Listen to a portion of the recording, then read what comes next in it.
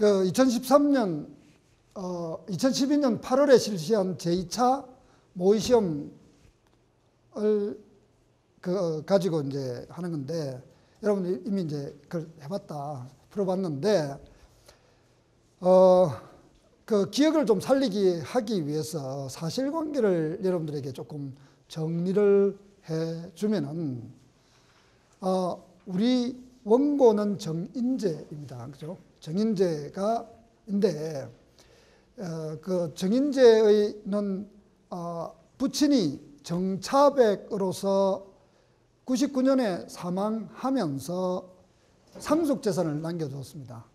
그래서 형인 정인형과 같이 공동상속했는데, 어떤 이유로 상속재산을 협의분할해서 우리 그 소송상의 대상물인 그 부동산이 원래 상속재산 협의분할에 의하여 형인 정인형의 단독 소유로 되었다가 2000년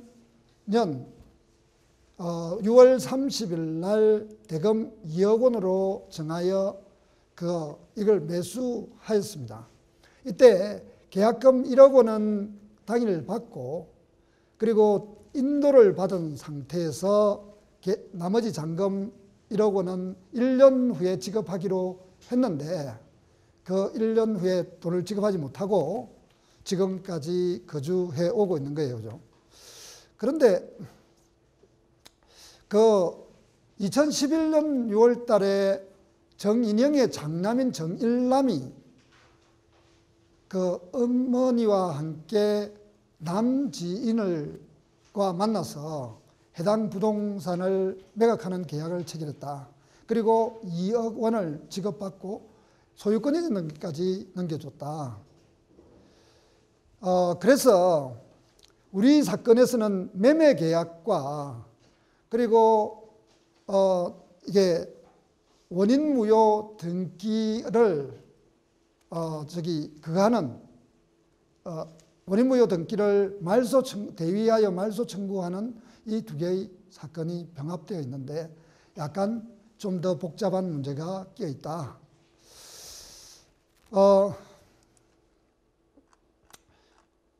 이럴 경우에 제일 먼저 이야기가 해야 되는 게, 첫째가 우리 클라이언트, 우리 의뢰인이 그 변호사에게 뭘 해달라고 했느냐 하는 분쟁의 내용을 확인해야 된다. 의뢰인이 희망사항은 분쟁의 핵심, 내용이라고 했는데, 우리 의뢰인은 와서 자기가 2000년 6월 30일 날 매수한 그 대지와 건물인 이 주택의 완전한 소유권을 넘겨달라, 이렇게 요청했다. 그래서 이 변호사가 찾아보니까 원래 정인형으로 되어 있던 게 현재는 남지인 명의로 그 소유권이 있는 게 되어 있었어.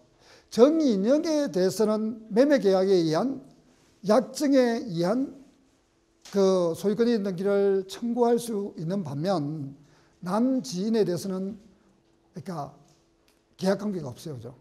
계약관계가 없다고. 남지인과 우리 정인재 사이에는 아무런 계약관계가 없다. 이럴 경우에 그러면 어떻게 해야 되냐? 위에 정인형과의 관계에서는 약정 매매계약대로 강제이행 청구하는 구체적인 소송 용역으로서 소유권이 있는 청구를 하면 된다. 이거는 매우 심플한데, 여기 남지인 명의로 된 그 소유권이 있는 길을 어떻게 처리해야 되느냐? 이걸 이제 좀 차분히 생각해 보면은, 우선 정인형으로부터 남지인으로 소유권이 있는 기가 경료된 것이 유효한가를 한번 생각해 봐야 돼요. 그죠? 그러니까 정일남이 그 26페이지에 보면은 정일남이 이제 매매 계약을 체결했는데, 표시를 정인형의 대리인 정일남 이랬어요. 그죠? 그러니까 정인형의 대리인.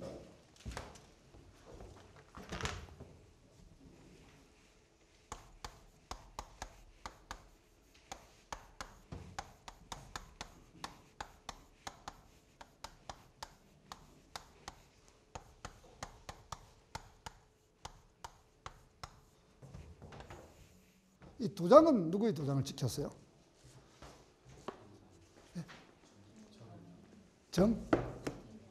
정인형.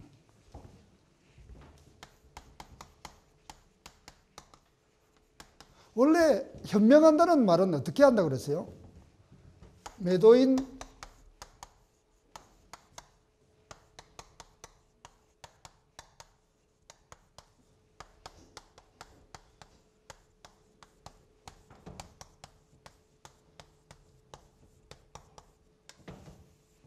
여기에 누구의 도장이 찍힌다고?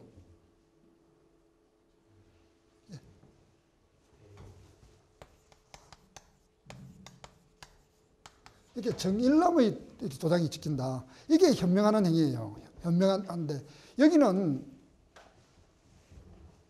표시는 마치 대리 현명한 것처럼 해놔갖고 도장은 정인형으로 찍어놨어요.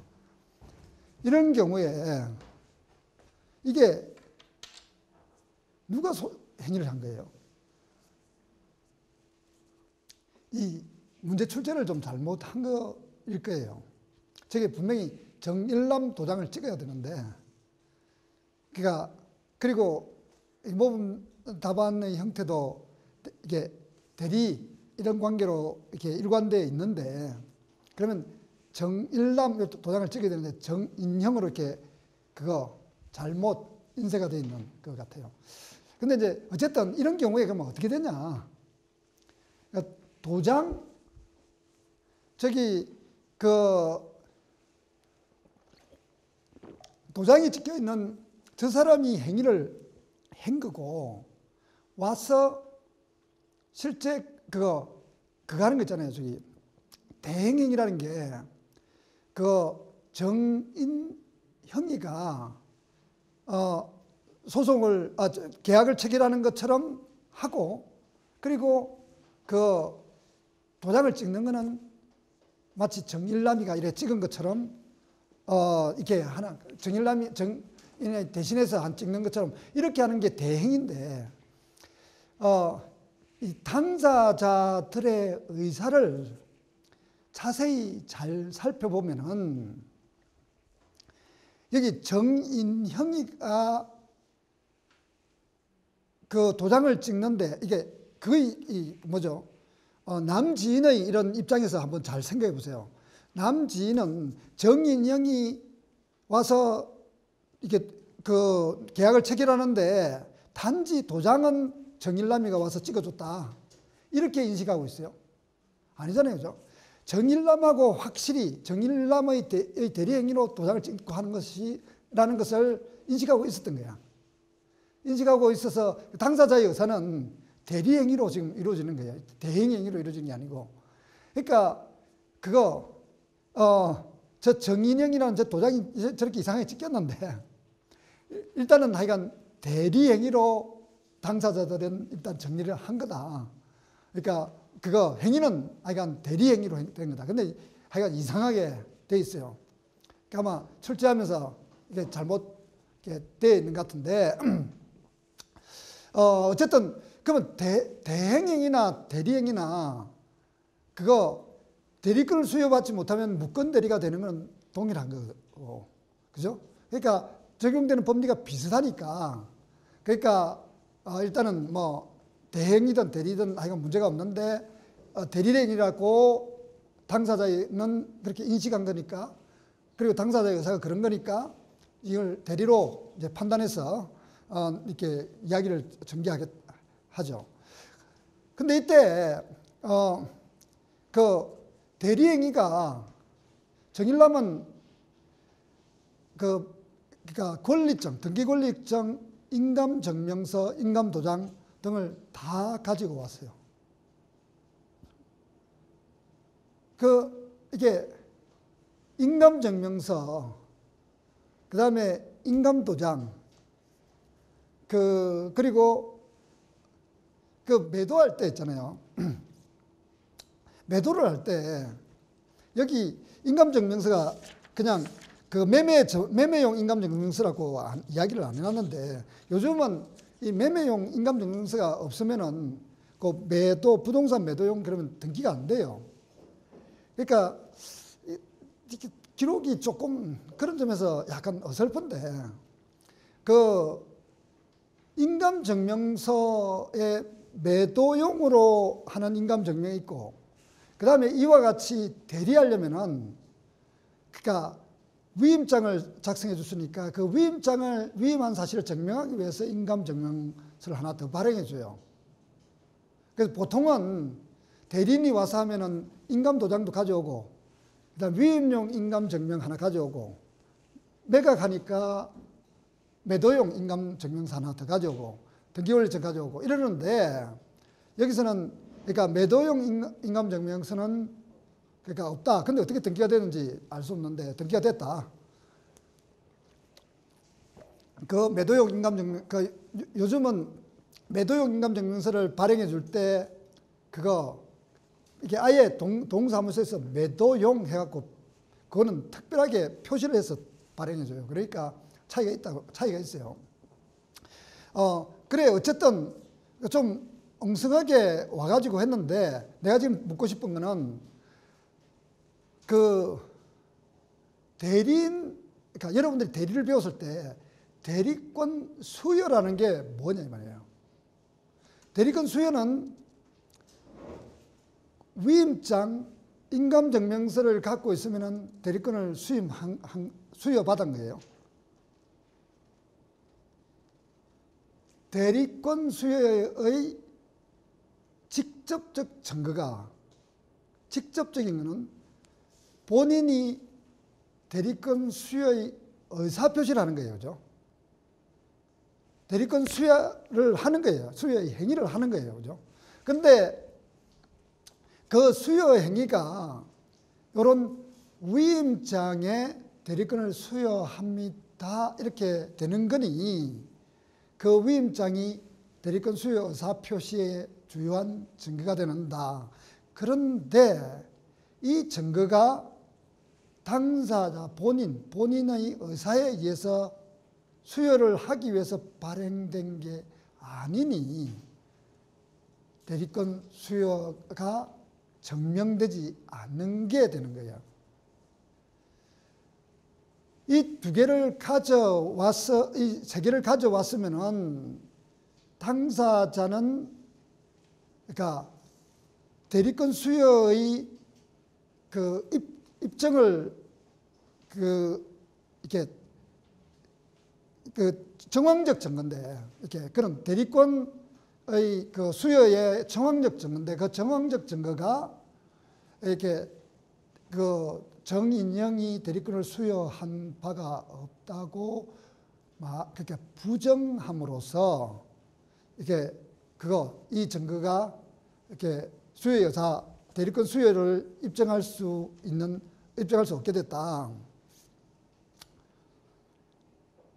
그래서 그 대리권에 기해서 매매계약을 체결했는데 그 매매계약이 무건대리로 돌아가고, 그 무건대리에 의해서 이렇게 무건대리에 기하여 소유권 이전 등기를 격려했으니까 원인 무효 사유가 됩니다.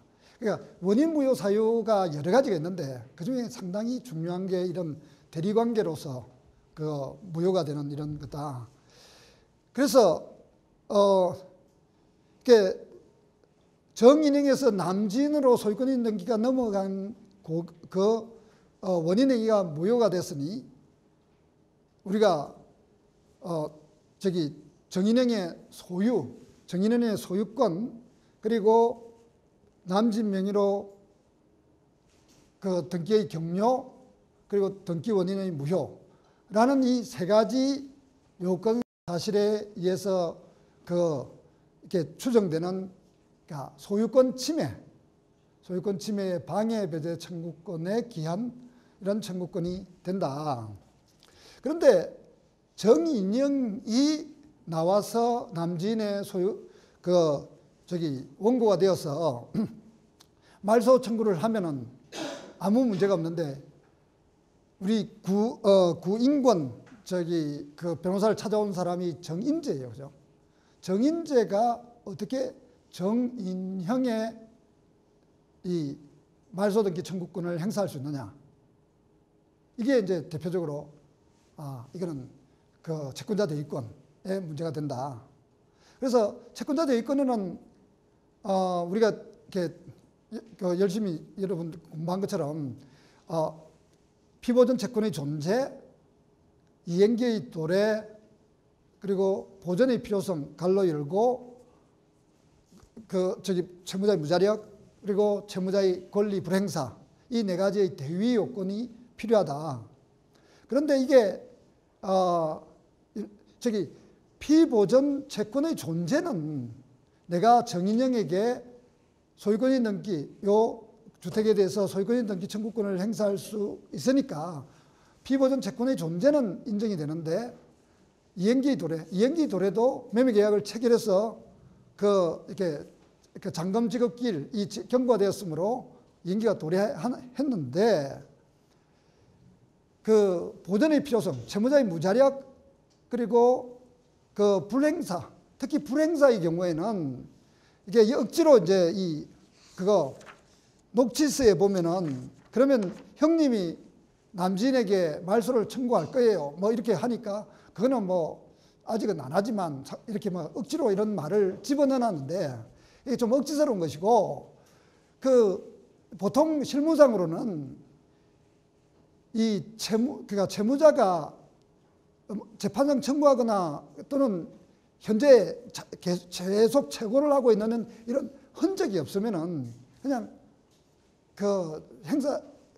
이쪽에서 대위권 행사할 때 그 채무자의 권리 불행사 사실은 그냥 거의 추정되는 거예요. 그러니까 그거를 아주 포커스를 맞추어서 이렇게 생각을 하지 않는다.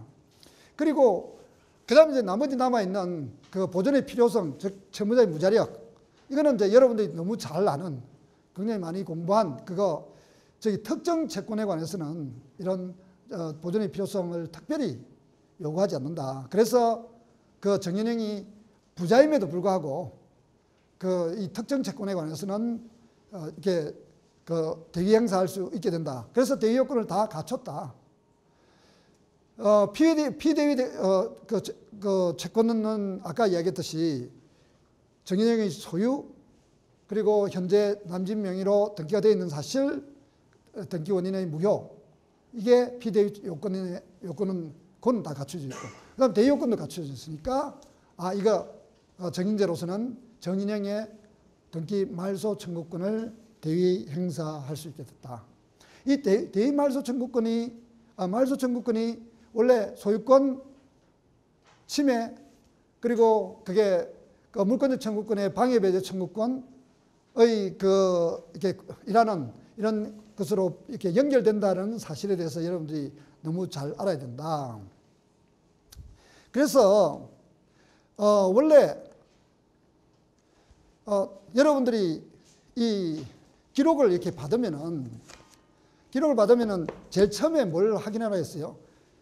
의뢰인의 이 희망사항이 뭔지, 분쟁의 내용이 뭔지를 제일 확인하고, 그리고 나서 이런 분쟁을 어떻게 해결할 것인가 머릿속으로 생각하면서 상담일지를 읽어 나가는 거예요. 그래서 이 분쟁이 약정 불이행이냐 권리 침해에 기한 것이냐, 이 두 개에 따라서 구제수단을 하고, 그리고 구체적인 소송 형태를 결정한 다음에 그거의 요건 사실을 이 상담일지의 옆에다가 정리를 잘 해둬야 돼요. 요건 사실을 이 정도를 정리해 놔야 된다고. 이게 이 청구 원인의 요건 사실 뭐 이런 거 있잖아요, 그죠? 이런 걸 옆에다가 정리를 해두라, 반드시. 이와 같이 매매계약의 체결 사실이 많이 되는 것 같으면은 뭐 크게 문제 없지만, 이렇게 좀 복잡해지면은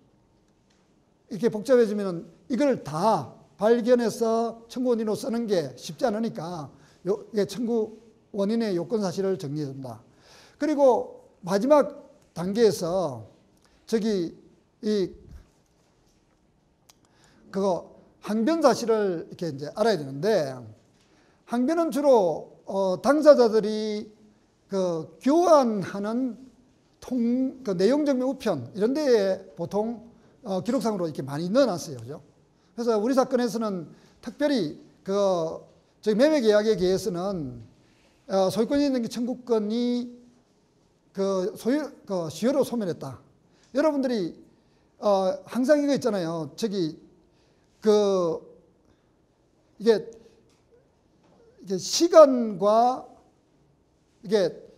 권리의 변동 관계를 항상 머릿속에 두어야 되는데, 채권 등 권리는 소멸시효론라고 이렇게 소멸시효와 그하고, 그 다음에 물권은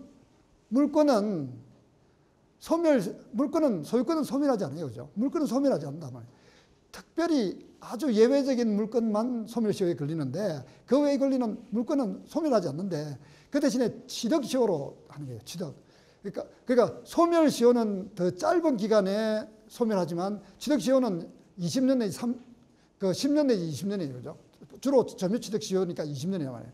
그래서 물건은 항상 취득시효, 그리고 다른 권리는 소멸시효, 이렇게 시간과, 그래서 여러분들이 이제 2016년에 시험을 보는데, 그러니까 1년, 2004년 이런 게 나오면은, 이게 소멸시효, 취득시효 이런 거하고 상당히 관련이 있을 수 있다. 적어도 그러니까 예를 들면 5년 전 거, 그러니까 2009년 이런 말도 나오면은, 상사소멸시효 뭐 이런 거 하고 이렇게 계속 생각해 봐야 되는 거예요. 그죠? 그런데 여기서는 이제 2012년에 2000년에 일어난 일을 이야기하니까 소멸시효 관련이 이렇게 문제가 되어 있는 거예요. 그죠? 그래서 소유권의 등기 청구권이 소멸시효했다는 상대방이 주장하고, 그리고 또 이거는 이 기록이 이게 아마 시중에 돌아다니는 답안인 중에서 원래 이 기록을 작성한 사람이 마련한 모범 답안에는 이게 동시행 항변 저 판례의 취지를 갖다 몰랐던 것 같아요. 모르고 이게 출제를 했던 것 같은데, 그러니까 동시행 항변이 없는, 그러니까 동시행 항변을 받아들이는, 그래서 상환이행의 청구 취지를 이렇게 해서 모범 답안을 냈었는데, 근데 이제 이게 우리 민법이 그래서 좀 어려운 거예요. 이게 판례가 아주 묘하게 발달되어 있는 판례가 있어요. 상식적으로 봐서는 매매 계약을 체결하고 소유권이 넘기는 시효소멸하지 않고 이러면은 매매 대금도 줘야 정의에 합당할 것 같아요. 그죠? 그렇잖아요. 그죠? 그랬는데, 그래서 이제 사람이 방심하는 거예요. 이 문제를 내는 사람이. 그냥 이게 합당하는데. 근데 판례가 묘하게 발달한 거예요. 이 판례가 왜 이렇게 발달했는지는 좀 더 추적해 봐야 되는데, 잔대금 지급 채무는 동시행의 항변이라는 것은 결국 그기니까,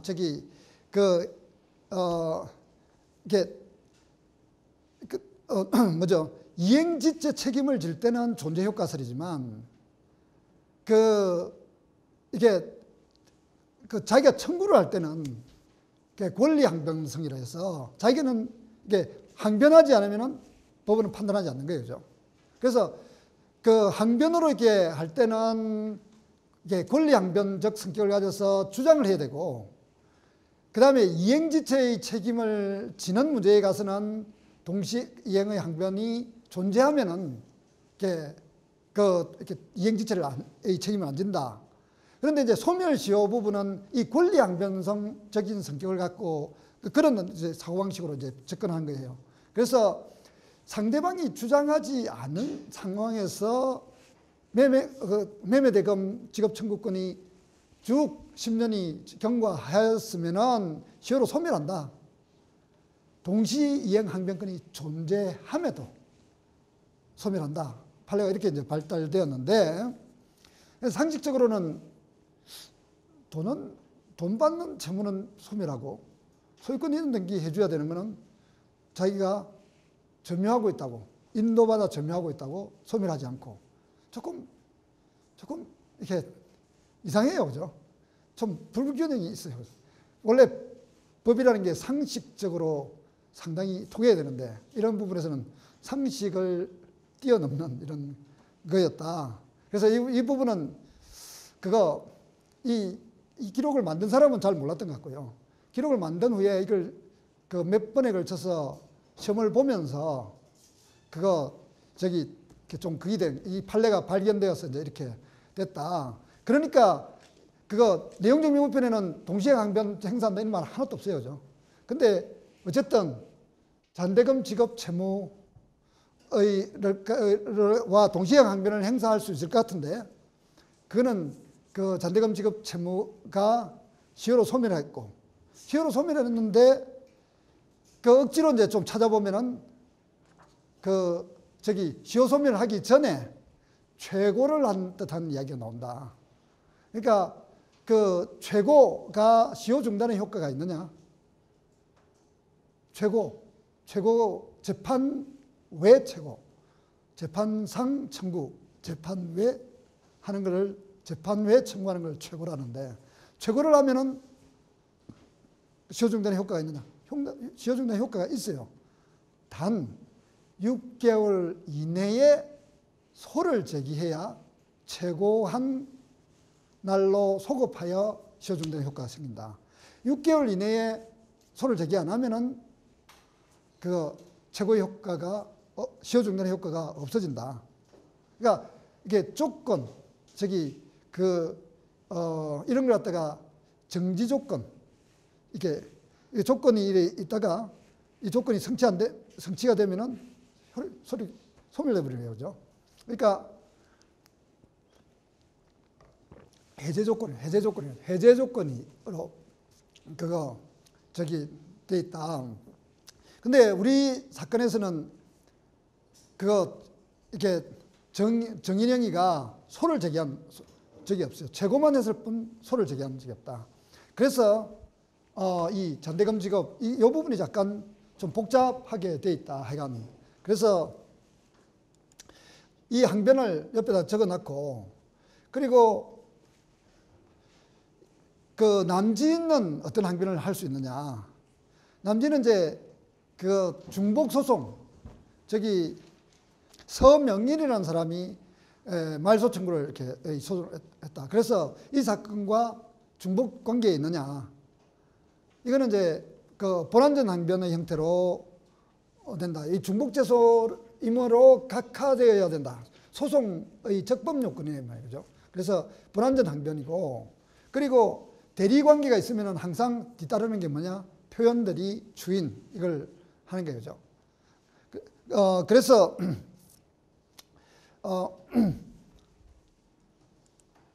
이게 그러니까 여러분들이 상담일지의 빈칸에다가 청구 원인을 잘 적어놓고, 그리고 그에 대한 항변을 잘 적어놓고 나서, 그리고 나서 그 다음에 이제 기록을 읽는 거예요. 그죠? 나머지 증거자료를 읽는다. 증거자료를 읽으면서 보통 상담일지에 뭐가 부족하냐면은 상담일지에 이게 사실관계 잘 정리되어 있어요. 그런데 되게 날짜 같은 걸 이렇게 잘 안 적어놔요. 왜냐하면은 이게 방금 이런 사건처럼 이게 몇 년도에 해야 될 건가 이걸 갖다 처음에 하다가 나중에 날짜가 좀 안 맞으면 날짜 앞에 땡기기도 하고 늦추기도 하고 이렇게 작업을 하다 보니까 날짜를 잘못 적어 놨다가 나중에 그까지 업데이트 안 하면은 그러니까 출제가 미스가 생기니까 이게 출제하는 사람들이 이게 날짜를 잘 안 집어넣어요. 그러니까 날짜 같은 거를 갖다가 반드시 이게 증거자료 찾아갖고 거기다가 이게 삽입해 주는 거예요. 그래서 그리고 요건 사실이 될 만한 것을 밑줄 쫙 끊어놓고, 그러고 나서 청구원인을 쓸 때 상담일지를 보면서 이렇게 쫙 써나가면은, 그러면 여러분들이 굉장히 쉽게 이걸 쓸 수 있는 거예요. 그러니까 그렇게 전략적으로 접근해야 돼요. 이게 시험 보는, 내가 이렇게 여러분들 그 몇 년간 이 기록 쓰는 거에 효율적인 이런 것들을 이제 가르치다 보니까 가장 좋은 방법이 이거예요. 그러니까 이 방법대로 여러분들이 해보라.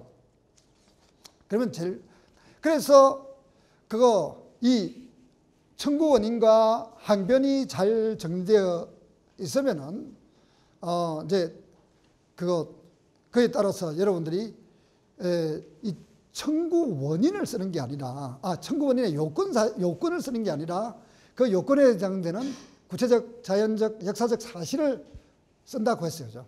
그걸 이렇게 쭉 써나가면 된다. 그리고 그걸 쓰고 나서 그 구체적, 역사적 사실을 쓰고 나서 그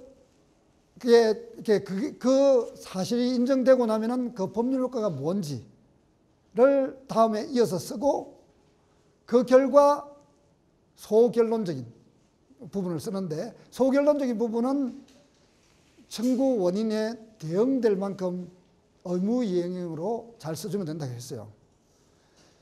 그게 이렇게 그 법문서를 작성하는 기본적인 스토리인데, 오늘 이제 여러분들에게 이 기록을 통해서 이제 그 권리 분석을 하는 이제 방법의 이게 전체적인 이렇게 체제를 이제 이야기했는데, 구체적으로 이제 이게 쟁점마다 문제가 생기는 것을 하나하나씩 이렇게 한번 따져보자. 매매 계약 체결. 그러니까 정인영과 정인재 사이에 이 사건 주택에 대해서 매매 계약을 체결하고 계약금 1억을 받은 상태에서 잔금 1억 원은 아직 못 주고 있다. 이거는 우선 매매 계약서, 당사자 이런 것들에 의해서 완벽하게 증명이 돼요. 그리고 이게 분쟁도 없고. 그러니까 이 부분은 하나도 문제가 없다. 그리고 청구 원인 사실은 오로지 매매 계약 체결 사실만이다. 여기에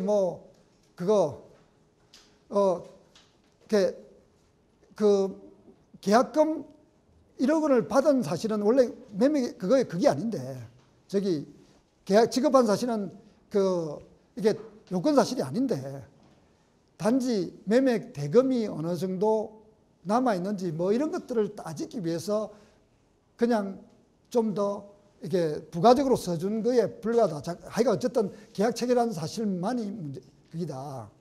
그 다음에 이제 두 번째, 아까 이제 설명한 것 중에서 상대방의 주장에 대한 이제 반박으로 나가려면은 상대방이 소유권 이전 등기 청구권 시효로 소멸했다는 뜻한 주장을 이게 녹취록에서 하고 있으니 소유권 이전 등기 청구권이 시효로 소멸하는지 이걸 갖다가 보면은, 소유권 이전 등기 청구권은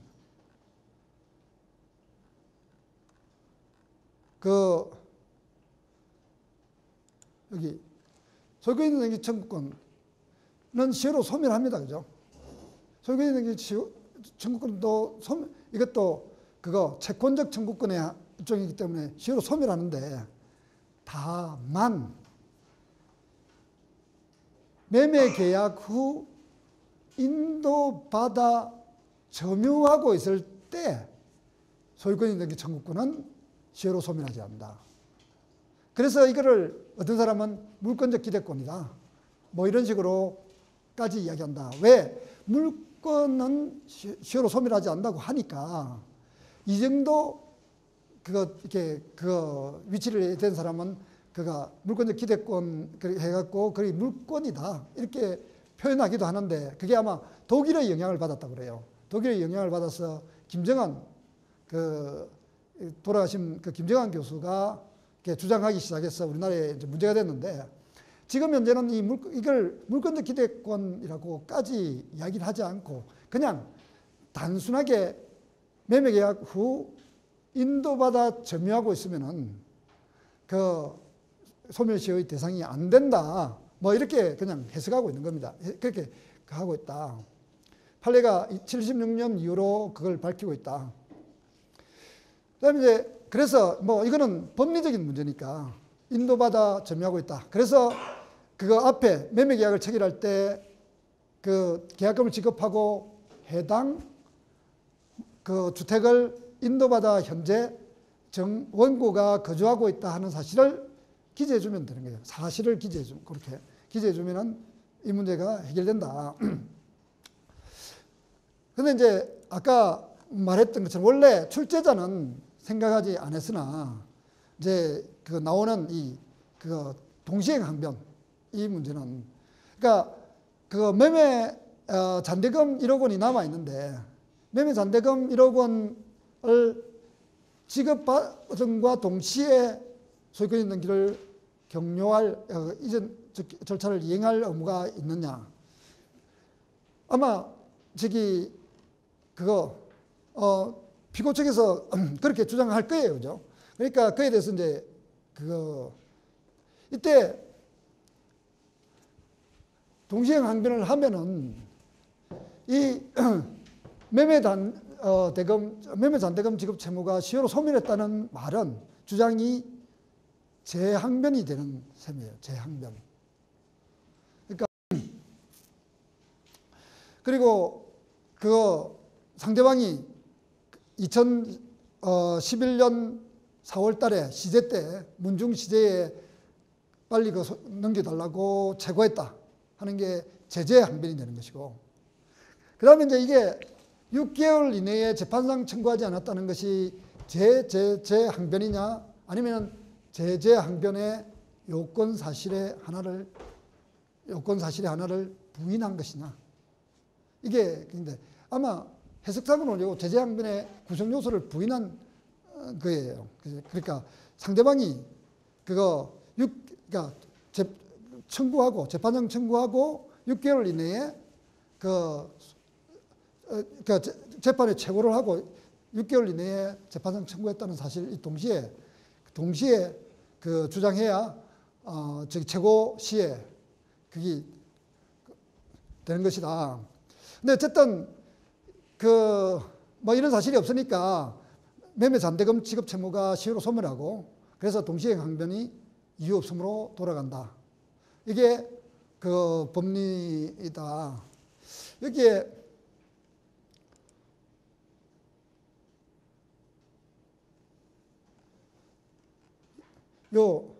이게 이제 상당히 다양한 곳에서 이렇게 91년도 이 대법원 판결이 나온 이후로 이렇게 다양한 곳에서 이렇게 비슷한 취지의 이렇게 판결을 하고 있다. 그래서 이게 동시행 항변이 여러분들이 좀 더 잘 정리해 보면은, 그러니까 이행 지체를 이렇게 할 때는 존재 효과가 있으리지만 항변 할 때는 권리, 자기 주장하지 않으면 판단하지 않는 거죠. 권리 항변이 된다. 그래서 이게 국면에 따라서 굉장히 다른 것이다. 네,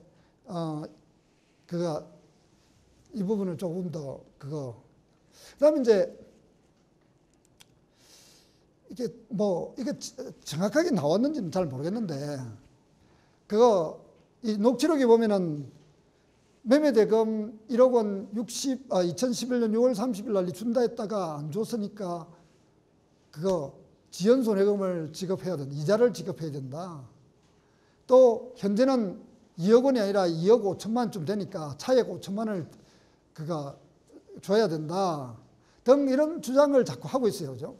근데 지연손해금을 지급해야 된다 하는 이야기는, 그러니까 지연손해라는 거는 원래 그게 있어요. 그죠? 원래 지연손해라는 거는 동시행 항변이 있으면은 그러니까 이행지체가 아니고, 그래서 지연손해금이 발생 안 하는 거예요. 동시행 항변이 있으면. 그래서 이 경우에 매도인의 이렇게 반대급부는 뭐예요? 매도인은 뭘 해야 되나? 그래야 매매대금을 지급받는 거 아니에요? 매도인은 뭘 해야 되는 거예요? 제일 중요한 게 재산권 이전 의무. 다음에 판례가 이 재산권 이전을 보면 매매 그거 민법의 그 매매에 관한 규정에 보면은 대금을 지급하고 재산권을 이전할 내용으로 하는 계약이다. 이렇게 돼 있어요. 그게 매매 계약이에요. 매매 계약의 개념이에요. 그게 개념. 그래서 이거는 이게 동시행 항변인, 동시행 관계에 있는데 판례는 거기다 덧붙여서 부동산의 경우에 부동산은 재산권을 이전할 때 인도가 필요 없어요. 그죠? 그런데 인도 의무도 동시행 관계에 있다고 그렇게 디폴트 룰로 해석해 놨어요. 우리 사건에서 인도는 해줬어요. 그죠?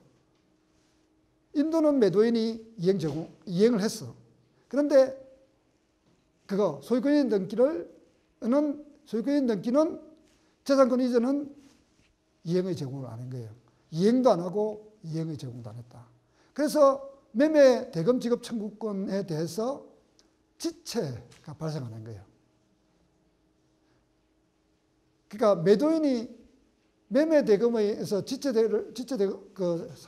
지연손해금을 받으려면은 소유권인 등기도 격려하고 인도도 해주고, 그리고 더 정확하게 얘기하면 인도는 무조건 해주고 소유권 이전 등기는 이전 등기를 해주거나 이행을 하거나 이행의 제공을 하면 되는 거야.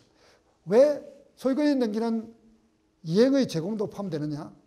근데 인도는 인도의 제공만 하면 안 되고 인도를 완료해야 되느냐? 이거는 과실수취권에 관한 조문 때문에 그래요. 과실수취권은 인도하기 전까지는 매도인이 과실을 수취한다. 요 규정을 반대로 해석하면은, 요 규정은 매도인 측에서만 이렇게 본 건데, 그러면은 이렇게 판례가 이 규정을, 그러면은 매도인이 인도 전에는 과실수취를 하면은 그러니까 매수인이 대금을 지급하고 나면은 과실에 상당하는 부당이득을 반환해야 되고, 그리고 인도를 해주고 나면은 매매 대금에 대해서 이자를 지급할 수 있고, 이런 식으로 그거를 이렇게 예를 들자면 이렇게 그 네 개를 의 경우를 이렇게 그렇게 정리를 해놨다. 판례가 그 비어 있는 부분을 다 정리를 해놨어요. 그러니까 인도는 이행 제공만 하면 되고 반드시 인도를 해줘야 돼. 그래야 우리 사건에서는 인도는 해줬는데 소유권 등기를 이행하거나 이행 제공한 적이 아무것도 없기 때문에 이행지체권을 청구를 할 수가 없는 것이다. 그리고 그래서 점유사용에 따른 임료상당의 부당이득 반환도 똑같은 문제가 되는 거고, 그 다음에 이제 현재는 2억 5천 정도 되니까 5천만 원 정도 더 받기 전에는 소유권 등기 못 해주겠다 하는 주장은, 이거는 대표적인 사정 변경에 의한 그 계약 내용을 수정하다는 이런 주장이에요.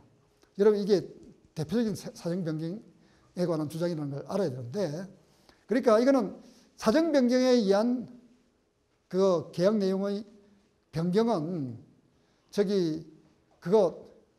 거의 인정이 안 돼요. 독일에서는 옛날에 대공황이라는 게 1929년 이때 막 폭락하고 폭등하고 난리가 났을 때, 이때쯤 한두 번 인정됐어요. 아니, 그 정도 아니면 무조건 경제 사정이 어쩌고저쩌고 해갖고 사정변경 계약 내용 수정 이런 것 때문에 거의 인정 안 된다 이렇게 생각하면 돼요. 이게 인영이가 주장할 수 있는 항변의 타다. 그리고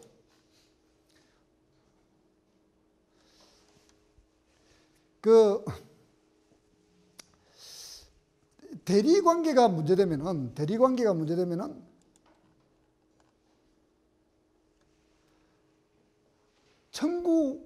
그러니까 무권 대리를 주장해야 되는 거는 우리 사건처럼 이렇게 매매 계약이 무효다. 이런 걸 주장해야 되는.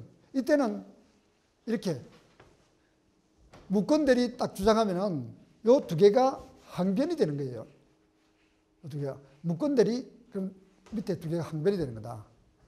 근데 대리행위가 유효라고 주장하려면은 이런 세 가지를 다 같은 평면에 주장하는데 단지 이게 주의적 다음에 예비적 이렇게 되는 것이다. 이런 관계입니다. 그러니까 근데 어쨌든 대리를 주장하는 방법 이게 그러니까 여러분들이 이렇게 잘 정리해 갖고 있어야 된다. 무효라고 주장할 경우는 그냥 무권 대리라고 주장하면은 항변으로 추인 표현 대리가 하는 것이고, 그리고 대리행위가 유효라고 할 때는 대리권 수요의 의사 표시가 있다. 아니면은 주적으로 그러다가 그게 대리권 수요의 의사가 대리권 수요가 없다고 하더라도 표현 대리 추인이 있다. 이런 식으로 한다. 주의적 예비적으로 주장할 수 있다. 우리 사건에서는 앞부분 이거예요. 그죠? 그러니까 당사자는 우리 클라이언트는 정일남에게 정인영이가 대리권 수여를 한 바가 없다. 그러면은 간접 증거로 나와 있는 정황 증거로 있는 매매계약, 그러니까 등기권리증, 인감증명서, 인감도장은 뭐냐? 해명을 해준다. 그거는 대리권 수요의 의사표시는 없다고 녹취록에 정인영이가 이야기하고, 정인영의 이야기를 들으면 하여간 없다, 한 적이 없다 한다. 그럼 그거는 어떻게? 그거는 자기가 저희 병원에 입원해 있는 동안에 엄마와 같이 그걸 가지고 나와서 그렇게 일을 저질렀을 뿐이다. 실제로는 이런 식으로 부모가 이야기 잘 못할 거예요.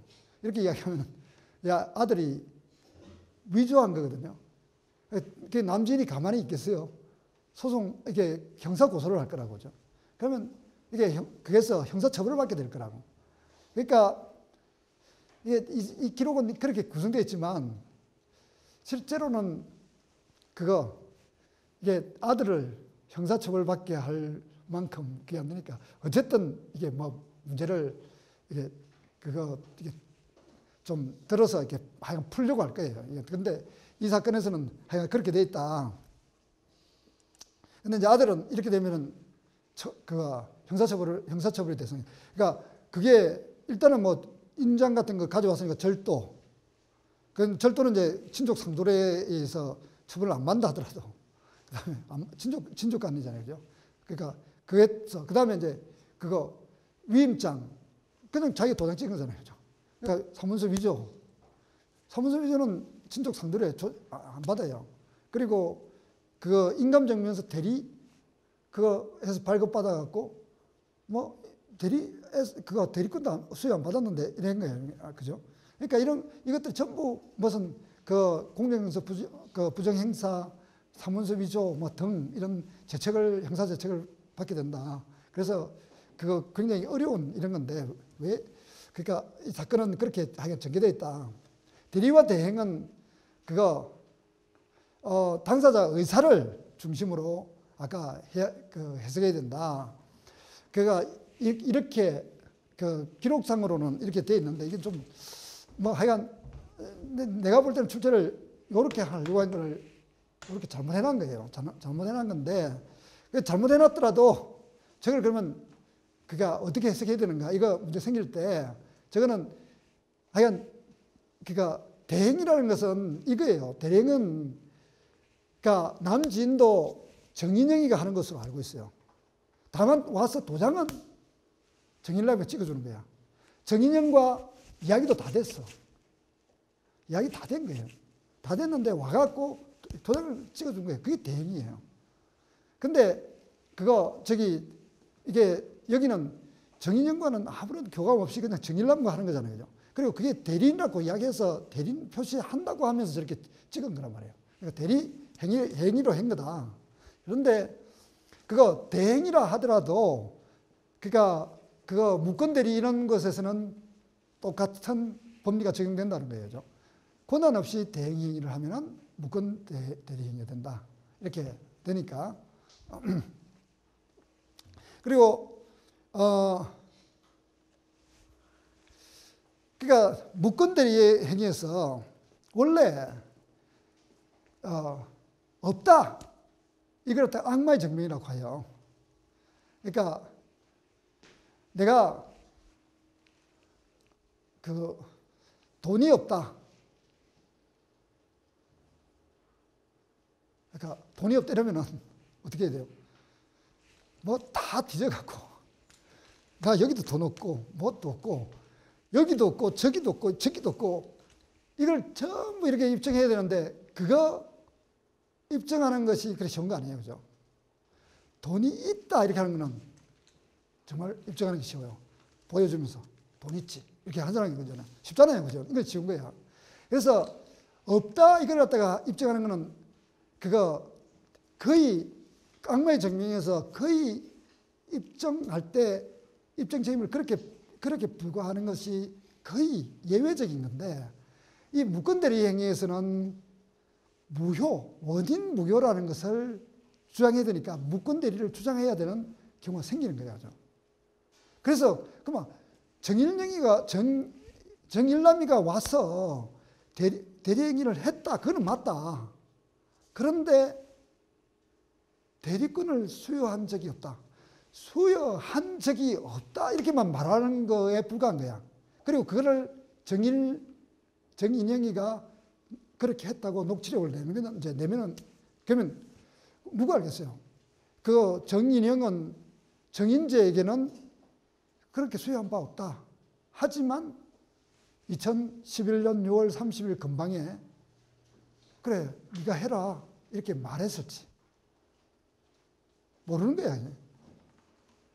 근데 어쨌든 그렇게 정인영이가 그렇게 했다고 주장하면은 그러면은 상대방이 그래서 이게 입증 책임이 사실상으로는 전환되는 거예요. 그러니까 그 대리권 수여 의사 표시가 없었다. 대리권 수여한 적이 없었다. 이런 정도만 주장하고 나서 그리고 일형의 입증, 이런 녹취록을 내고 일형의 입증을 내면은 상대방이 아니 무슨 소리 2011년 6월 30일 날은 틀림없이 이렇게 줬다. 다만 아버지가 기억을 못할 뿐이다. 뭐 이런 식으로 막 이야기가 되면서 그러면서 뭐 그때 인감증명서는 어떻게 마련했고 그다음에 권리 등기권리증은 어떻게 주고 뭐 이런 것들을 쫙 이야기하는 거죠. 그래서 사실상 이렇게 입증 책임이 전환되는 이런 셈인데 입증은 그렇게 되어 가는 거다. 근데 우리는 이제 이 사건에서는 뭐 이게 여러분들이 모의 기록은 전부 그 기록에 나타나는 것들이 전부 사실이다 이렇게 이야기를 하니까 우리가 이렇게 더 이상 상상을 다 발휘할 수 있는 이런 여지를 차단해 버리는 건데 문제인데 근데 실제로 이제 이런 문제가 생기면 녹취록에서는 이거 녹취를 할 때는 거의 뭐 6개월 1년이 경과된 시점에서 아버지가 병원에서 입원해 있고 가면서 옛날을 기억하지 못하고 또는 동생한테 함부로 못하니까 뭐 이런 식으로 면피하기 위해서 이야기했을 수가 있고 실제로는 그때 뭐 다 아버지 다 알고 다 그렇게 하라고 그랬는데 이렇게 이야기가 될 거예요, 그죠? 그러니까 그렇게 이제 복잡해져서 이제 이 부분을 이렇게 싸우는 거예요. 이런 게 그냥 여러분들이 지금 이 기록을 읽는 것처럼 그가 읽어야 원큐에 다 해결되는 매우 단순한 거라고 생각하면 오산이다. 이건 굉장히 복잡하고 실제로는 이런 사건을 맡아가서 그러니까 여러분이 생각한 대로 입증해내기가 굉장히 어려운 거다. 근데 어쨌든 이 무건 없다라는 사실을 주장할 때 이렇게 일형의 주장을 하고 나면 결국 상대방에게 입증 책임이 전환되는 듯한 이런 그게 된다. 그 다음에 이제 이 무건대리가 그거 되고 나면 아까 이야기했듯이 표현들이 그 다음에 그게 되는데 여기서는 대리권 수요의 의사표시.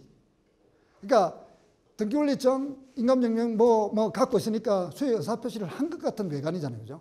의사표시에 의한 이거하고 또는 월권 대리행위하고 뭐 이게 좀 중복되어 있는 듯한 이런 거다. 그리고 추인은 보통 이제 가만히 있다 하는 것만으로는 주인이 아니다. 뭐 이게 이제 여러분들 가장 많이 테스트되는 거죠. 그러니까 이의를 제기 안 하고 있다. 뭐 이런 것만. 그런데 그게 여기서는 이제 그 주인이 뭐라는 주장이 있는 듯하게 보인다. 그리고 중복재소는 원래 당사자도 동일해야 되고, 그리고 소송물도 같아야 되고, 이게 중복의 의미다. 근데 그러니까 여기에 첨부된 사건은 서명인이라는 사람이 5천만 원이라는 돈이 있는데, 그 돈을 피보존 권리를 해서 채권자 취소를 구하고, 그리고 말소를 구하는 거다. 근데 이제 정인영은 부자라고 그랬잖아요. 그죠? 정인영은 부자니까 사실은 채권자 취소권에 피보존 채권, 보존의 필요성을 충족하지 않는 거예요. 않는데, 하여간 그런 식으로 막 구성해갖고 소를 제기했다. 그러면 이때 당사자는 서명인, 그리고 남진, 이런 관계인데, 우리 사건은 대위 청구니까, 대위 청구는 정인영이가 이 피보존 권리를, 피대위 권리의 권리자이고, 그리고 남지인이 피고니까 서명인 남지인과 그리고 정인영 남지인 당사자가 일단 다르다. 그리고 하나는 채권자 취소인 거고, 이거는 원래 원인 무효 사유들끼리는 소송을 갖다 그랬어요. 어떤 원인 무효인 사유더라도 같다. 그런데 이거는 채권자 취소하는 거예요. 그죠? 취소해서 이로 돌아가는 거니까 이건 이렇게 소송물이 다른 거다. 그래서 그러니까 당사자도 다르고 소송물도 달라서, 이게 이제 권리 분석의 그게입니다. 5분간 쉬고 다음에 어떻게 이 권리 분석을 바탕으로 쭉 이렇게 작성해 가는지, 이걸.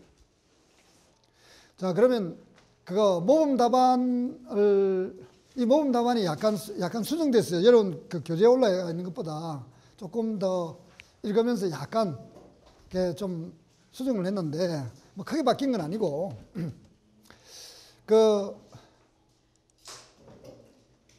원고 표시, 원고 정인제, 주소, 소송대리인 변호사 구인권의 관련 정보, 그리고 정인영, 남지인, 소유권 등기 등 청구의 소.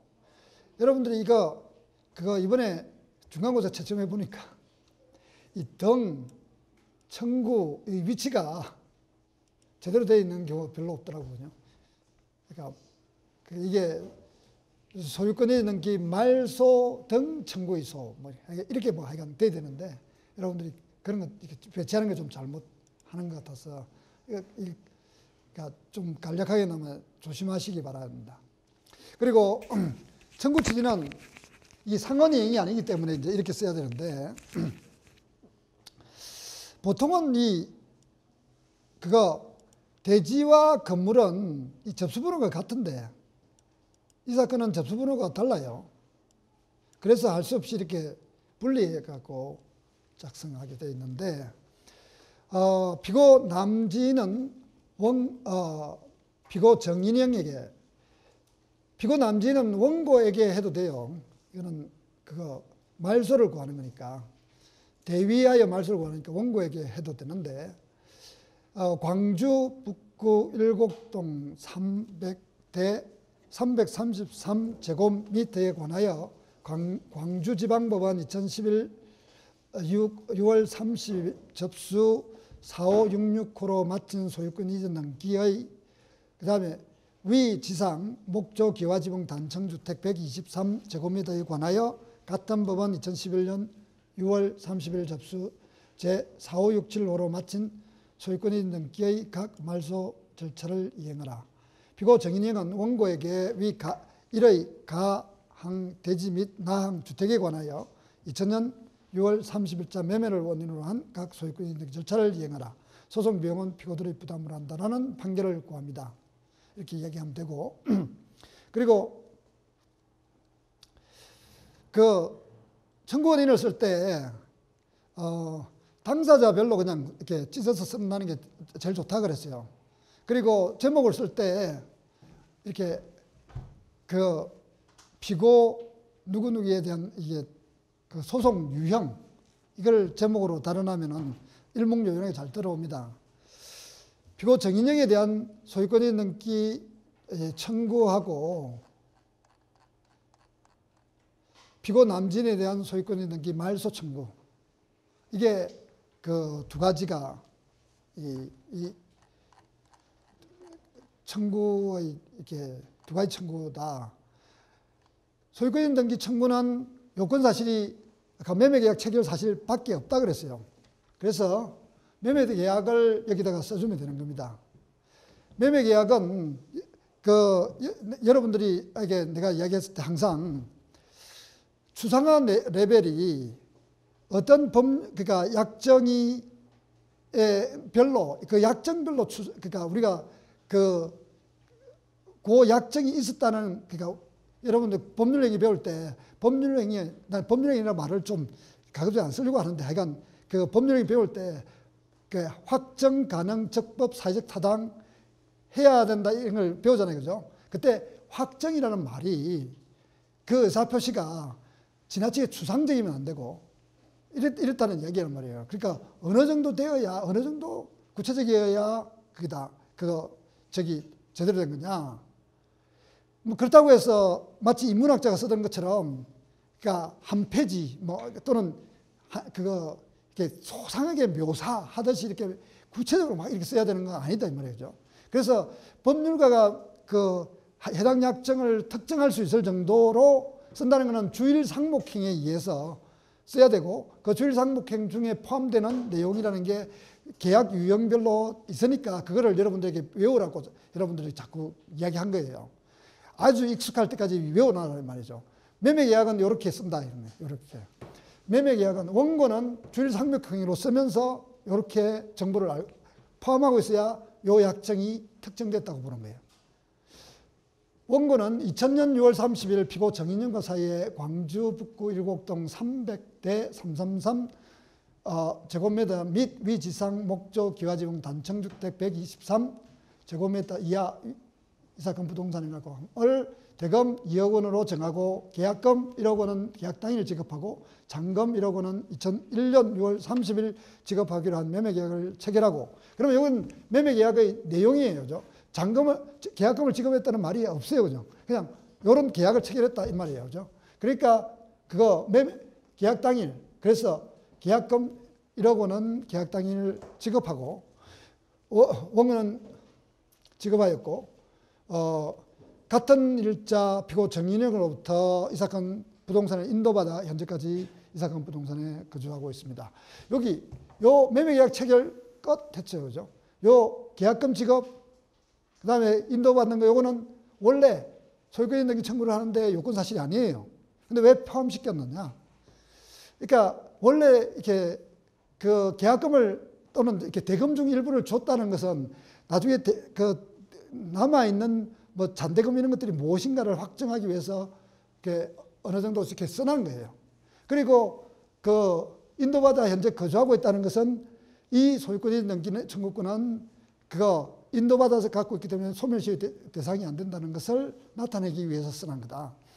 그러니까 이렇게 우리가 사실을 쓸 때 요건 사실인 청구 원인 사실이라는 게 딱 있는데 그만을 다 포함하는 것이 아니라 요 관련되어 있는 뒤에서 우리가 논의할 수 있는 어떤 사정을 어느 정도 여기서 반영해서 이렇게 쓴다. 자, 이렇게 해서 매매계약을 체결했으니까 원래 이제 여기에 법률가를 써야 되겠죠. 그죠? 그러니까 이렇게 계약을 체결하면은 그러니까 매수인은 재산권을 이전해주고 그 매도인은 재산권을 이전해주고 매수인은 대금을 지급할 의무가 생긴다 할 것입니다 라는 말이 여기에 들어갈 텐데 이거는 너무 당연한 이야기니까 그냥 전통적으로 오는 거는 생략하는 거예요. 계약을 체결했다 그런 거 생긴다 너무 당연하니까 그렇다면 요 소결론적인 그러니까 그렇다면 피고 정인영은 원고에게 이 사건 부동산에 관하여 2000년 6월 30일 매매를 원인으로 한 소유권 이전 등 절차를 이행할 의무가 있다. 요걸 그대로 떼가지고 청구 취지로 갖다 올려가서 그대로 써먹어도 될 정도. 여기에 그 청구 취지에 갈 때는 몸짓으로 가고 여기 올 때는 꽃으로 온다. 이런 정도의 차이만 가질 정도로 의무 이행으로 결론을 내려놓는다. 이게 아주 기본적인 거예요. 이게 항상 머릿속에 있어야 돼. 사실, 법률 효과, 소결론, 사실, 법률 효과, 이런 것들을 자유자재로 쓸 수 있는 능력이 되어야 되는 거예요. 그 다음에 이게 이제 끝이야. 끝인데 당사자가 제기 가능한 예상 가능한 주장에 대해서 반박하라 하니까 이제 반박 항변을 이렇게 포함시켜 놓는 거다. 우리가 항변이 뭐가 있다고 했느냐? 그 소멸시효, 그 소유권 등 청구권 소멸시효할 거다. 그 다음에 원래 출제는 예상하지 못했지만 그 잔대금 지급 채무가 시효로 소멸했다. 그 동시에 항변이 있다. 그럼 시효 소멸했다. 재항변 뭐 주소하는 그걸 갖다 이제 여기다 쓴다. 첫째 이제 소멸시효 완성 주장에 대해서는 그러니까 원래 그 상대방의 주장을 갖다가 이제 그 반박할 때는 주장을 요약해 준다 했어요. 실무상으로는 무지 간단하게 요약한다. 근데 시험 목적으로는 한 번도 상대방의 주장이 제대로 된 걸 보여준 바가 없으니까 제대로 그럴듯하게 써야 된다. 요건 사실 다 갖춰서 써줘야 된다. 그리고 여기 주장하는 때문에 거기에 대해서 답변을 한다 그랬어요. 사실에 관해서 답변을 하고 이제 그 간접 부인을 하게 되면 오히려를 통해서 이렇게 주장해 준다 이렇게 이야기했었다. 그러면 여기서는 무슨 주장을 할 거냐? 피고 정인영은 원고의 피고 정인영에 대한 미소유권 이전 청구권은 소유권 이전 청구권을 행사할 수 있었던 잔금 지급기일인 2001년 6월 30일로부터 10년의 경과에 시효로 소멸했다고 주장한다. 시효로 소멸했다. 언제? 기산일이. 그러니까 시효로 소멸했다고 주장할 때 기산일 그리고 시효 기간의 경과 이걸 갖다가 꼭 드러나도록 써줘야 되는 거예요. 그죠? 그래서 기산점이 뭐냐? 잔금 지급기 기산점이 된다. 이게 딱 명시적으로 써줘야 된단 말이에요. 이런 포인트를 못 써주면은 점수를 못 받는 거예요. 그냥 시효로 소멸했습니다. 이런 말을 쓰면은 안 돼.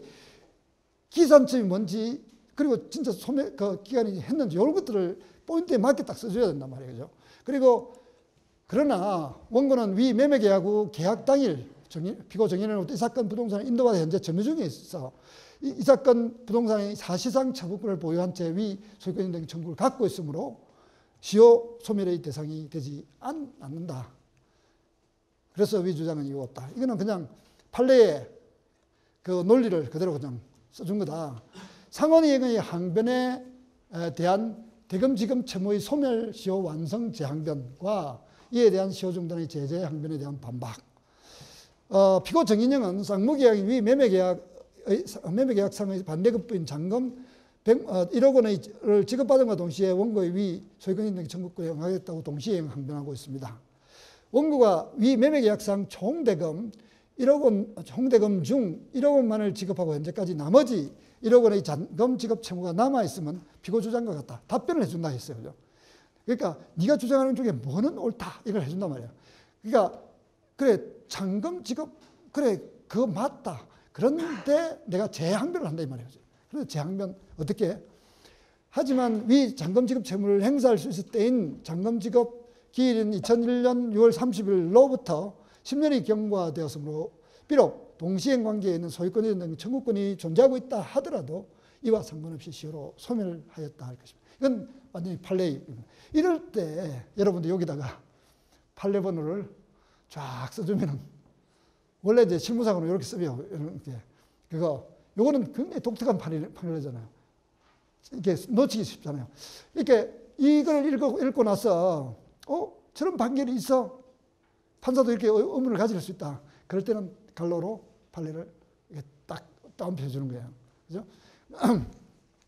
이에 대하여 다시 피고 정인영은 10년 소멸 기간 경과 전인 2011년 4월 5일 문중의 시제 행사 때 참석한 원고의 잔금 지급을 독촉하였고 또 원고 또한 2012년 6월 29일 피고 정인영의 자택을 찾아와 잔금 채무의 존재를 인정하는 등 시효의 포기를 한 사실이 있다고 주장합니다. 이거는 완전히 상상해서 이 부분은 상상해서 이야기하는 거예요. 왜냐하면 녹취록에 그런 내용이 있는 것 같으니까 이제 이야기하는 건데 그 시효중단을 위해서는 그 이행을 구하는 최고 외에도 최고일로부터 6개월 이내에 소제기 등의 절차를 취해야 비로소 최고한날로 소급하여 시효중단의 효력이 발생함에도 피고 정인영은 2011년 4월 5일 최고 이후 아무런 조치도 취하지 않고 6개월이 경과하였으므로 의 최고의 시효중단 효과는 없고 따라서 피고 2001년 7월 1일부터 진행된 소멸시효는 10년이 경과된 2011년 6월 30일 완성되었다 할 것이다.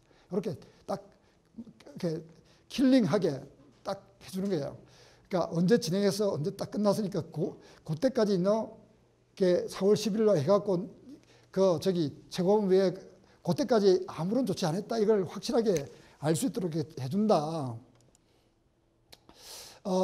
이 사건소는 그 이후인 2012년 8월 9일 제기되었으므로 피고 정인영의 시효중단에 관한 위 주장 그 이유가 없습니다. 나아가 피고 정인영과 주장과 같이 과거 잔금 지급 채무가 존재하였다는 정도의 언급만으로 원고가 시효이익을 포기하였다 할 수는 없다.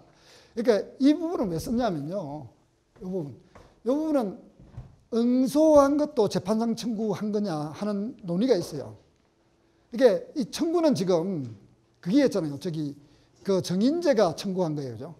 말소 청구를 했는데 응소하면서 잔금 지급 동시에 운운하면은 그것도 소제기한 거와 동일하게 본다. 이렇게 이야기하니 이제 이게 2011년 7월 1일 경과 후에 하여간 이런 일을 한 거다 하는 게 써주는 거예요.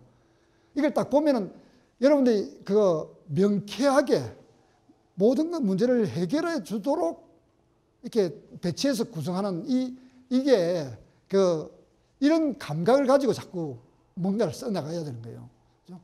따라서 피고 정인영의 동시행 항변과 이은 시효중단의 제재 항변은 이유 없다 할 것입니다. 그리고 그 다음에 이제 이것도 뭐 주장이 됐을까 모르겠는데 하여간 녹취록에 좀 있는 듯한 이야기니까 이제 하는데 잔금 지급일 이후의 잔금 1억 원에 대한 이자 지급 요청 또는 이 사건 부동산에 대한 임료 상당의 부당이득금 지급 청구 또는 지가 상승분의 추가 지급 요청에 관하여 이 부분은 지연손해금 부분 요거는 요거 동일한 건데 이제 요 부분은 과실수취권 이런 문제고 이건 이제 사정 변경의 원칙이 적용된다. 피고 정인영의 주장의 요지 이것도 이제 똑같은 논리로 주장을 요약하고 그에 대한 답변을 하고 그리고 뭐 이렇게 재항변을 하든지 간접 반증을 하든지 하는 등의 절차를 밟는다. 이건 똑같은 거예요. 피고 정인영은 원고는 잔금 지급을 하지 않은 이 사건 부동산에 거주하고 있으므로 잔금 지급을 이유로 잔금에 대한 이자를 지급해야 하거나 임료상당의 부당이득 지급 또는 주택가 상승분의 지급을 요청하고 있습니다. 그러나 우선 잔금 지급은 그 지급일로부터 10년이 경과한 2011년 7월 1일 시효 소멸하였음을 앞서 본 바가 같고 그 잔금 채무에 수반된 지연손해금 채무는 원본과 분리되어 별도로 성립되지 않는 한 같이 시효 소멸하였다 할 것입니다. 나아가 그 일부가 독립되어 남아 있다고 하더라도 매매 계약에 있어 동시행 항변권이 있는 반대급부의 이행 또는 이행 정호 없이는 잔금 지급일이 경과되었던 특약이 없는 한 매수인은 잔금 지급 지체의 책임을 지지 않습니다. 정인영은 사실 몇 차례 원고에게 잔금 지급을 독촉한 사실에 있으나 소유권 이전 등기에 필요한 일체의 서류를 교부한 적이 없으며 그 서류를 완비하여 이행 제공을 한 사실도 전혀 없으므로 동시행 관계에 있는 반대급부의 이행의 제공이 없이 한 최고에 불과하여 그 사실만으로 원고의 잔금 지급 채무가 이행 지체의 상태에 빠졌다고 할 수 없습니다. 나아가 피고 정인영이 잔금 지급 전에 자발적으로 이 사건 부동산을 인도하여 원고로 하여금 이를 사용하게 한 이상 원고의 점유는 법률상 원인이 있는 점유라 할 것이므로 임묘지급 약정에 관한 특약이 없었다면 별도로 임묘상당의 부당이득을 구할 수 없고 게다가 매매계약 이후의 지가상승분 역시 사정변경의 엄격한 구성요건에 관한 주장 입증이 없는 그 지급을 구할 수 없습니다. 그러므로 피고 정인영의 위 주장은 모두 이유가 없습니다. 요 항상 하고 나서 이 이유가 없다 하는 이 결론적 멘트를 빠뜨리면 안 된다. 그 다음에 이제 그거 피고 남진 이거는 이제 대위 그리고 말소 청구의 그 요건하고 이게 결합되어서 복잡하겠다. 근데 이제 여러분들이 이걸 쓰라고 하면 대위 청구를 쓰라 하면은 이 부분을 엄청 상세하게 쓴다. 이 대위 부분. 제목도 4개나 달아가지고 비보존 채권의 존재, 이행기의 도래, 그 다음에 보존의 필요성, 그리고 채권의 불행사 이걸 제목을 별도로 다 달아가지고 그 다음에 이걸 굉장히 뭐 한 페이지에 이를 정도로 자세히 쓴다. 이게 원래 대위요건 이거 이렇게 간단하게 쓰는 방법을 자꾸 배우세요. 그러니까 이게 간단하게 이게 중요한 것이 아니라 이거는 원래 뭐라 했어요? 법원이 직권조사 사항이에요. 그래서 법원이 그냥 증거관계를 가지고 이렇게 사실을 이렇게 확정해서 낼 수 있어요. 근데 이거를 너무 지나치게 쓰지 마라. 원래 중요한 거는 여기다, 여기. 그거 비대위 채권의 이 부분이 요건사실이 다 갖춰지게 써야 된다. 요건사실이 그랬어요. 소유권, 그 다음에 그거 남진 명의로 등기, 그리고 그거 등기 원인 없음. 원인 없음은 뭐냐? 무권 대리다. 이것밖에 주장을 못한다 그랬어요. 무권 대리, 그러니까 표현 대리도 아니다. 주인한 바도 없다. 이거는 항변에 대한 반박이라고 그랬어요. 그러니까 여러분들이 이제 막 이런 걸 쓰라면은 이걸 갖다가 막 여기다가 다 넣어갖고 청구 원인에다가 막 써놔요. 그러니까 요건이 뭔지를 정확히 알아서 요건을 쓰고 이게 반박이 그 항변에 대해서 반박이 되는지 아닌지 이런 판단을 그러니까 이런 판단이 계속 보면은 안 돼요, 여러분들이 안 돼가지고 그러니까 다시 한번 이야기하지만 그거 여러분들 합격기 이런 걸 읽어보면은 여기서 어떠한 쟁점 이게 그 말단 쟁점 이런 것들을 다 나는 이렇게 알아서 이렇게 해서 거기에 기해서 썼다. 그래서 합격했다. 이렇게 이야기하는 것을 너무 신뢰하지 말아야 했다. 내가 639명 채점해 보니까 그런 말단 이슈에 관해서는 대강 다 알더라. 98%가 다 알더라. 왜? 우선 여러분 객관식 공부한다면서 그런 쟁점에 관해서 뭐 이렇게 자꾸 들은 바가 있어. 그래서 좀 안다.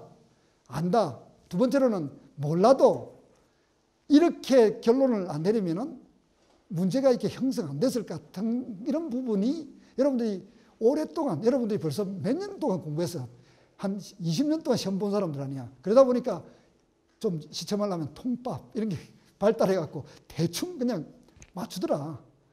근데 그렇게 하고 나서 그게 끝이냐? 아니다. 그거를 어떻게 정리해야 되느냐? 내가 정리하는 방법 가르쳐 줬어요. 그러니까 청구 원인, 요건사실, 그 다음에 항변 요건사실을 깨알같이 잘 정리해 놔란 말이에요. 옆에다가 잘 정리해요. 그래서 그 부분이 필요한 것, 이게 사실관계를 밑줄로 쳐갖고 요거는 내가 여기다가 집어넣는다. 이렇게 하도록. 그리고 그걸 기록을, 이렇게 나머지 기록을 읽을 때 거기다가 약간 가필해서 일자 같은 걸 집어넣어놨고, 그래갖고 빨리 쓰면 되는 거예요. 그렇게 전략적으로 쓰란 말이에요. 그래서, 그리고 상담일지가 그 법률 전문가들이 이게 시험 출제하러 가갖고 정리해놓은 것을 사서 그거에 주일 상목형에 잘 맞춰서 잘 정리가 돼 있어요. 굉장히 의외로 보면 너무 잘 정리해 주고 있어요. 그러니까 그걸 활용을 잘하면 된다. 그래서 이 부분에서 이게 청구 원인 사실에 대위 채권의 청구 원인 사실이 다 들어갈 수 있도록 적어야 된다. 안 들어갈 것을 또 적으면 안 된다. 소위 정일남의 무건들에 의한 피고 남진의 이 사건 부동산 취득.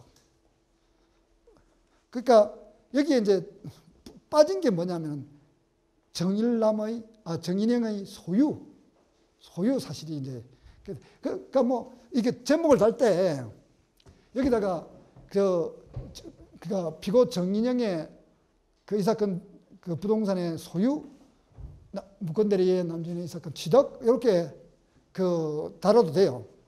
그러니까 그 제목을 요건 사실이 좀 이렇게 들어갈 정도로 이렇게 요 앞부분을 달아두는 것이 괜찮다. 어쨌든 그러면 좋은 점수를 받을 것 같아 내가 볼 때.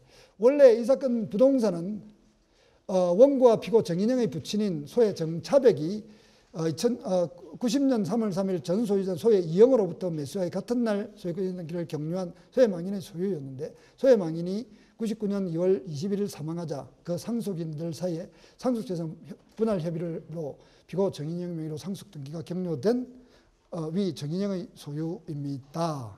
소유이라는 사실을 이렇게 그냥 정인영의 소유입니다. 이렇게 하는 것보다 그가 이 상속, 그러니까 원래 정차백의 소유 과정, 그리고 정차백의 사망으로 인한 상속이면은 저기 정인재와 정인영이 공동 소유해야 되니까 왜 정인영의 단독 소유인지 그걸 알 수 있게 상속재산 협의 분할 이런 사실을 이렇게 포함시켜서 이렇게 해주면 된다.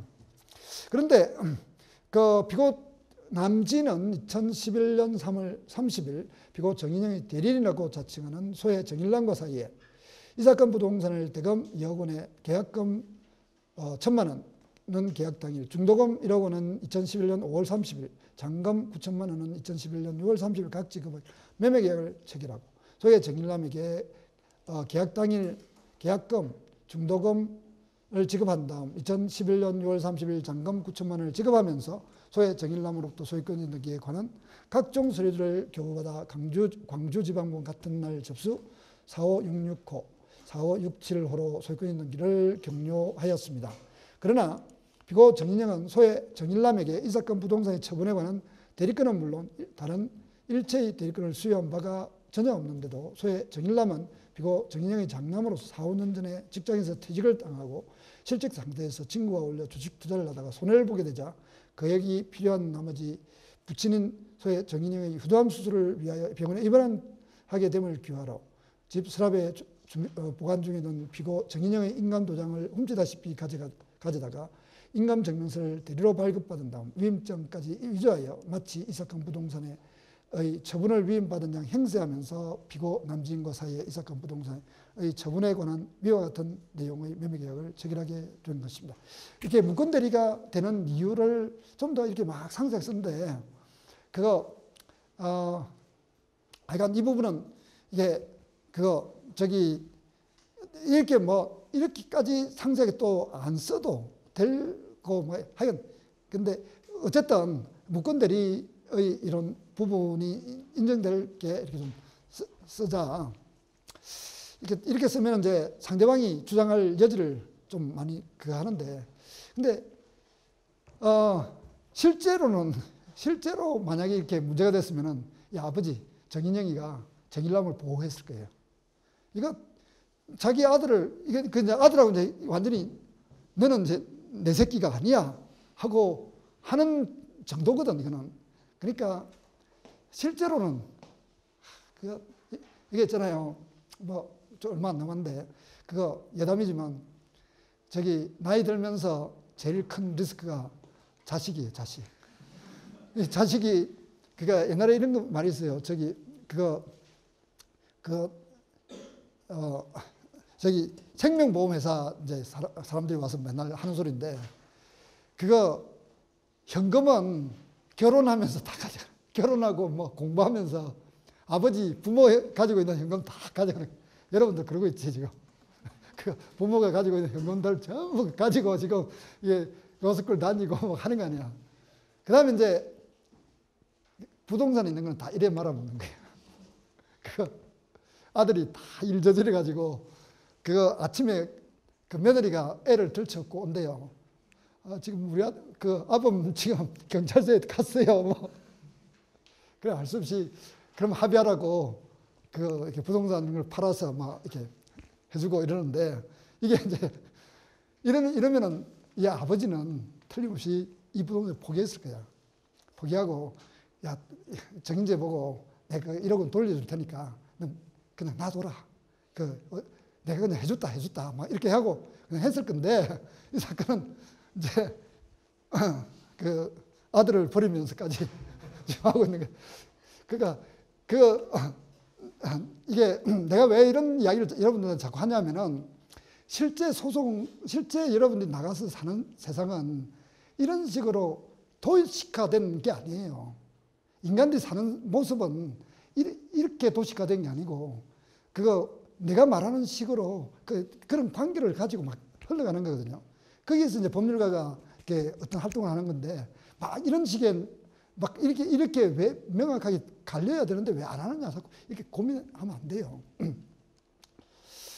그리고 이제 대위 요건을 여기 이제 주장해야 되는데 대위 요건은 아까 4개라고 했는데 이 4개 중에서 보존의 필요성은 특정 채권이니까 필요 없다. 뭐 그런 게 이제 그한데 어쨌든 대위 이런 부분을 이렇게 좀 잘 그렇다면 비고 남지인과 비고 정인영 사이에 체결된 위 매매계약은 무권들에 의한 것으로 그 효력이 없고 이에 터잡은 소유권의 등기는 원인 무효의 등기라 할 것이므로 비고 남지인은 비고 정인영의 이 사건 부동산에 대한 위 소유권의 등기를 말소하는 바 있습니다. 이게 비대위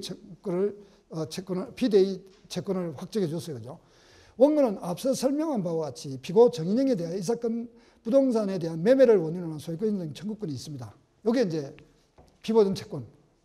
비보존 채권은 대체로 여러분들이 시험 목적으로 보면은 앞에나 뒤에 어디에서 다 그게 청구 원인이 되어 있어요.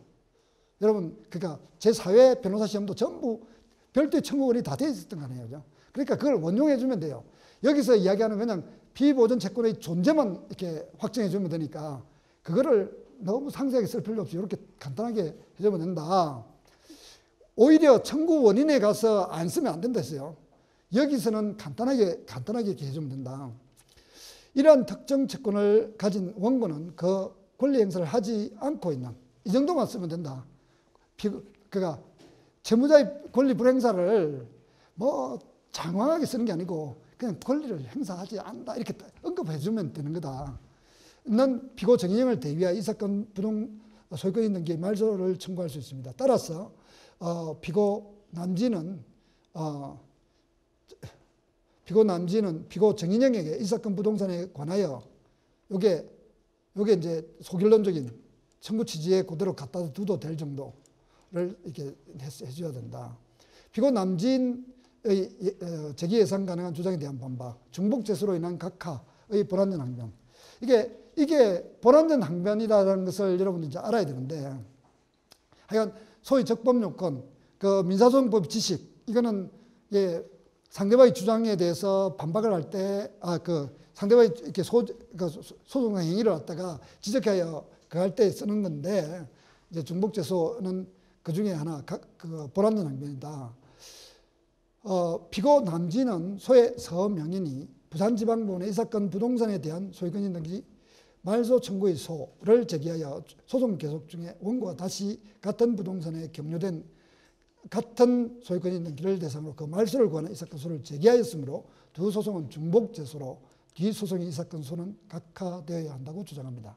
소의 서명인은 2012년 5월 부산지방법원의 비고 남진을 상대로 소유권이 5천만 원의 임차보증금 반환 채권을 보존하기 위하여 비고 정인영과 비고 남진 사이에 체결된 위 매매계약과 그에 대한 소유권이 있는 기가 강제집행을 면탈하기 위한 처분행위라면서 비고 정인영과 남진 사이의 매매계약을 취소하고 그에 터잡은 위 소유권 있는 기의 말소정기 절차를 이행을 구하는 소를 제기하여 현재 그 소송이 계속 중에 있습니다.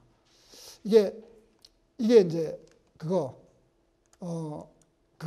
원래는 서명인의 요 주장에 대해서 인정할 부분, 내가 원고 주장에 대해서 어떤 걸 인정한다, 이 부분을 이제 하는데, 이 부분을 좀 더 이렇게 두 소송 사이에 이렇게 중복 관계가 없다는 것을 당사자와 소송물을 가지고 이렇게 비교해 줘야 되니까 조금 더 상세하게 써준 거예요.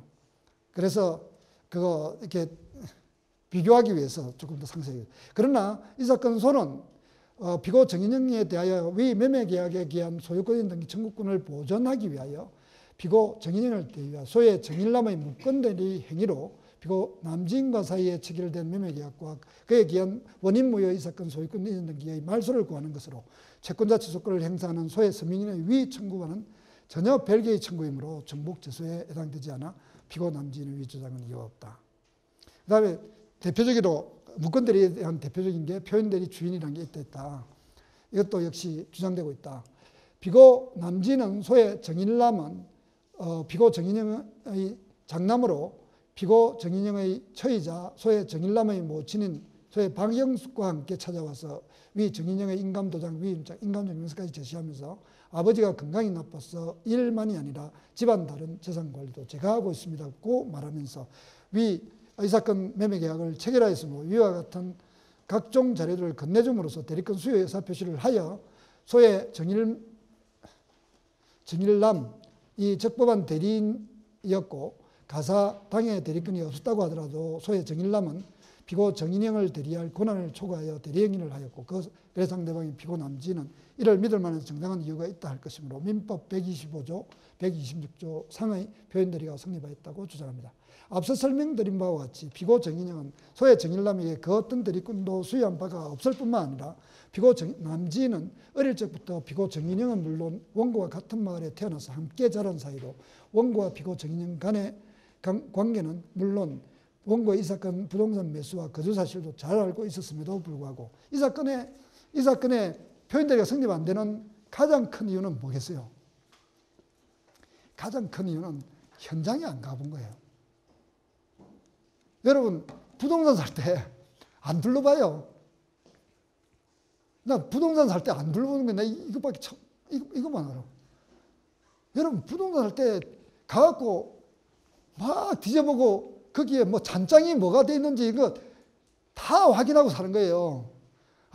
이게 가갖고 우리 아들 방은 누구로 쓰고 내 방은 어떻게 하고 거기에 수리하고 들어가야 될까 말까 이거 다 보고 현장에 가보고 샀는데 이건 그 가보기만 했으면은 그 정인재가 살고 있다는 거 알잖아요. 보잖아. 야, 인재야 너 왜 여기 사니? 형님한테 샀어. 이렇게 할 거 아니야. 그럼 끝나는 건데 안 가본 거야. 이거예요. 절대 정당한 이유 없어요. 이런 거는 그러니까 사실관계에서 이게 우리 상식적으로 봐서 이건 어떻게 이게 어떤 요소가 가장 핵심적인 이걸 갖다가 여러분들 감각적으로 잘 알아야 돼요. 내가 맨날 하는 소리가 그거잖아요. 법률 이렇게 리걸 마인드는 현명한 거다고 해요. 현명해지는 거. 그냥 법리에 다 아는 것이 아니라 법리 인생사에 현명해지는 거예요. 그래서 그러니까 법리를 알아서 그 법리에 해당되는 인생사가 어떻게 전개되는 건지에 대한 상세한 그러니까 내 방에 오는 내 연구실을 찾아오는 학생들 되게 가끔 저는 법대 안 졸업했는데 너는 정말로 훌륭한 법조인이 될 거다. 내 이렇게 이야기해 주는데 다른 전공을 한 사람들은 그러니까 법조인이 갖지 못한 이게 인생사에 대한 다른 지식을 갖고 있어요. 굉장히 중요한 지식, 굉장히 큰 강점이에요. 법률적인 이렇게 지식이 이렇게 어느 순간에 가면은 그냥 그거는 거의 같은 수준이 돼요. 다음으로 이게 이런 사건을 볼 때 그러면 왜 이건 정당한 이유는 그러면 왜 없을까? 이런 것들을 핵심적으로 판단하는 능력. 이거는 다른 공부를 하면 할수록 길러져요. 그죠? 그러니까 그거 한다. 그래서 이런 부분을 꼭 써놔야 되는 거야. 한 번쯤 의문 가지고 이렇게 어떻게 하고 현지를 친분이 있는 사람이 이런 것들을 딱딱 아픈 부분을 집어넣어 줘야 되는 거예요. 인도 여부의 등에 대하여 잘 조사한 다음 매매계약에 임하여야 함에도 단지 소의 정일남의 설명만 그대로 믿고 시가 2억 5천만 원보다 저렴하게 나왔다는 것에 급급한 나머지 이 사건 매매계약을 서둘러 체결하였고 더구나 이거 서둘러 체결했는지 안 했는지 알 수 없지만 그죠? 그러니까 그냥 서둘러 이런 거는 약간 블러핑을 하는 건데 서둘러 체결하였고 더구나 피고 남진의 설명과는 달리 이 사건 매매계약서에 입회인으로 서명 날인되어 있는 자는 실제 처인. 이것도 잘못 그게 같아요. 이게 박영숙이 갔다고 하는데 여기 그거 확인요 하는 거 매도인의 처이면 이게 원래 그 박영숙이 이게 소를 이거 그 기록을 작성할 때 그 원래 이름을 박영숙으로 했는지 참여라는 여자로 했는지 모르겠는데 어느 한쪽을 잘못 써놓은 거예요. 그런데 이제 어쨌든 그렇게 나와 있으니 이제 이런 것들 그 발견해서 이제 이렇게 지적해 주면 좋죠. 그래서 이유가 없다. 그러니까 그리고 결론은 이렇게 간단하게 쓰면 되고 증거 방법, 증명 방법, 일자, 이때 요거를 빼는 경우가 많은데 요거는 대리인 표시하고 좀 달라요, 그죠? 그거하고 서울중앙지방법원을 하는 게 좋다. 물론 광주지방법원을 써도 좋다. 근데 서울 남부지방법원 쓴 사람들도 있었는데 근데 이런 관할법원을 턱없이 잘못 쓰면 이게 2점 감점이 돼요. 그러니까 이런 거 조심해야 되고. 요게 이제 그 법문서를 작성하는 건데 우리가 두 번을 이제 공부를 해봤어요, 그죠?